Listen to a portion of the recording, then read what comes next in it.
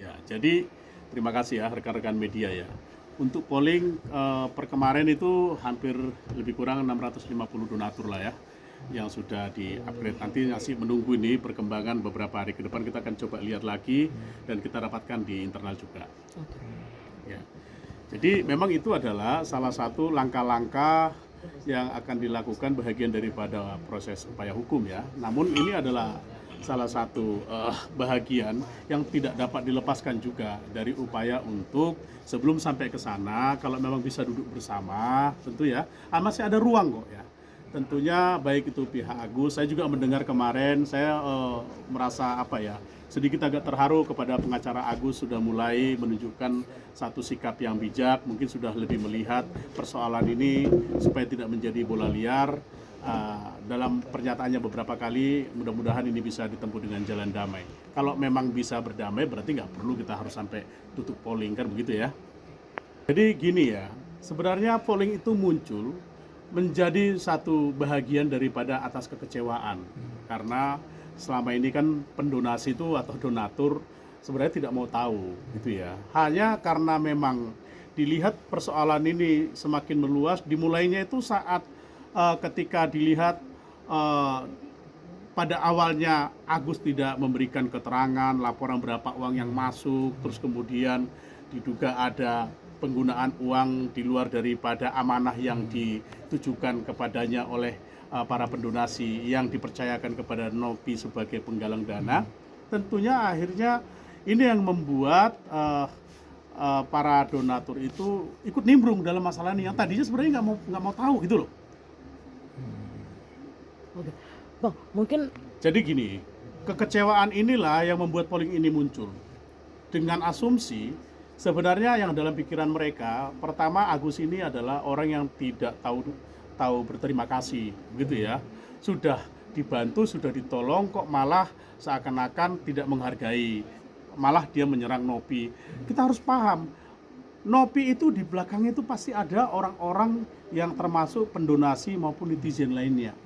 Nah, maka karena kekecewaan itu akhirnya ada polling yang bertujuan apa? Saya sudah sampaikan, sebenarnya kalau mau dipandang dari sudut persepsi positif, polling ini sebenarnya fair loh ya. Fair itu menguji supaya dapat diketahui akibat daripada persoalan ini masih mampu nggak sih sebenarnya menarik empati masyarakat atau pendonasi. Ini yang masyarakat yang udah kecewa ini, kan gitu. Kan pilihannya 3. Jelas itu di dalam polling. Serahkan kepada Agus, atau serahkan kepada orang yang lebih membutuhkan, atau kembalikan kepada donatur. 300 lebih kurang itu minta diserahkan kepada pihak yang lain yang lebih membutuhkan, karena dianggap Agus itu tidak menghargai dan tidak membutuhkan. Itu terlihat dari keterangan yang dia bangun. Dia menyatakan Agus nggak butuh uang itu, Agus lebih butuh harga diri. Ini kan sebenarnya sebuah keangkuhan ya. Ini yang menurut saya waktu itu harus dijaga, jangan menyakiti hati para pendonatur gitu ya. Nah, 210 nggak valid nih ya. Nah, nggak valid. Nah, tentunya kekecewaan itu dibangunlah satu komunitas untuk bagaimana menentukan arah uang ini mau diserahkan kemana. Polling ini sebenarnya adalah bahagian daripada dasar legal standing saja.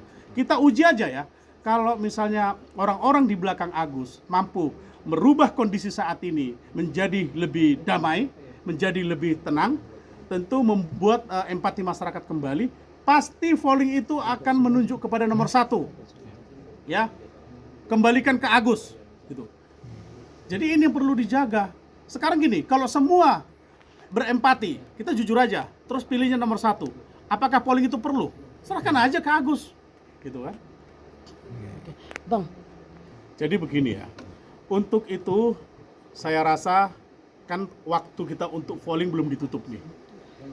Nanti beberapa waktu kemudian kita akan coba kasih informasi selanjutnya setelah kita rapatkan dengan donatur lagi, dengan internal. Karena yang pasti kita ingin bagaimana animo masyarakat atau animo para pendonatur untuk mengisi polling ini dulu. Itu dulu yang penting. Daripada planning, kalau tidak ditemukan untuk duduk bersama dan damai, maka jalan satu-satunya adalah pengadilan nanti akan menentukan. Gitu kan. Tapi kalau masih bisa, apakah penting ke pengadilan? Kan nggak penting. Ini makanya saya nggak habis pikir nih. Kita sedang bicara untuk masalah Agus, kita sedang bicara masalah penyembuhan Agus. Tapi kenapa Agus ini juga awalnya melaporkan Nopi gitu kan? Emang kalau melaporkan Nopi, dia mikir nggak kira-kira perbuatannya ini menyakiti perasaan Nopi nggak sebagai seorang perempuan yang mendedikasikan dirinya untuk menjadi penolong, ya, untuk menjadi penolong. Senang gitu, mau dipenjara Nopi, penjara aja tuh Nopi misalnya. Siapa mau bantu lagi yang lainnya itu? Gitu ya.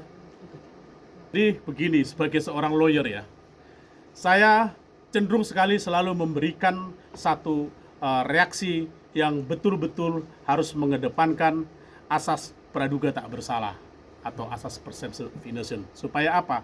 Supaya tidak menuduh, gitu kan? Supaya tidak menuduh. Sekarang begini ya, mudah-mudahan saudara FA ini hilaf, dia menyatakan ini kriminal. Tapi kalau dalam pandangannya ini kriminal, silakan saja nanti diuji. Tapi saya pikir hal ini tidaklah menjadi salah satu sikap yang pantas untuk dijadikan teladan, karena mendahulukan pemikiran yang mendiskreditkan orang lain di dalam melakukan langkah-langkah yang belum tentu juga dapat dipandang negatif, gitu ya. Jadi hak dia untuk mau melaporkan donatur, bahkan melaporkan sekalian pengacaranya, jelas sama-sama kuasa hukum kita paham ini diatur oleh undang-undang. Silakan saja, sah-sah saja. Tapi kami berpikir bahwasanya upaya pelaporan ini adalah bukan upaya yang notabene dapat menyelesaikan masalah dengan baik. Yang dapat menyelesaikan masalah dengan baik itu ada tatanan yang lebih tinggi, namanya musyawarah dan mufakat. Di dalamnya ada moralitas. Saya sampaikan, siapa yang menjunjung tinggi moralitas, dia akan lebih mengedepankan perdamaian. Tapi siapa yang ingin menunjukkan kehebatannya sebagai seorang lawyer, ingin melaporkan banyak orang, berarti dia sedang dugaan saya sedang menunjukkan arogansinya, gitu ya.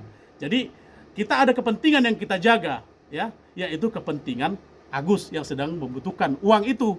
Ini dulu yang harus kita soroti. Apa langkah-langkah yang harus kita lakukan?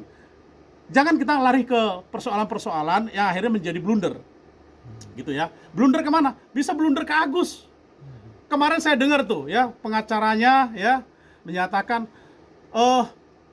apa nggak mikir, Agus ini kan nggak melihat, Agus matanya buta, tega amat mau ngelaporin segala macam, ya katanya begitu ya. Kok tega amat ngelapor? Sekarang gini ya, Agus itu matanya buta juga, kok dibawa-bawa ngelaporin ke Polda, gitu loh, ya.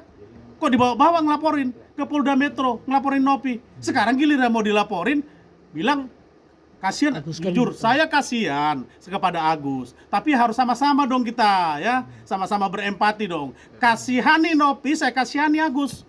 Kalau saya jadi pengacara Nopi, gitu ya, gitu. Kami dari kuasa donatur bingung melihat ini, gitu loh.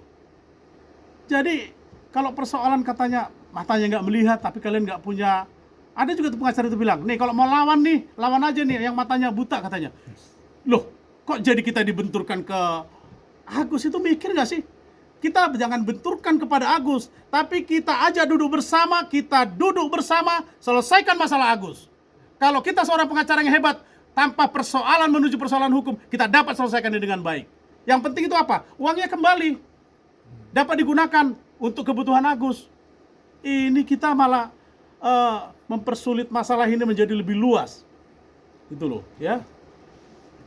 Kasihan nih sama Agus nih, ya, gitu. Tapi ya terima kasih kemarin pengacaranya sudah.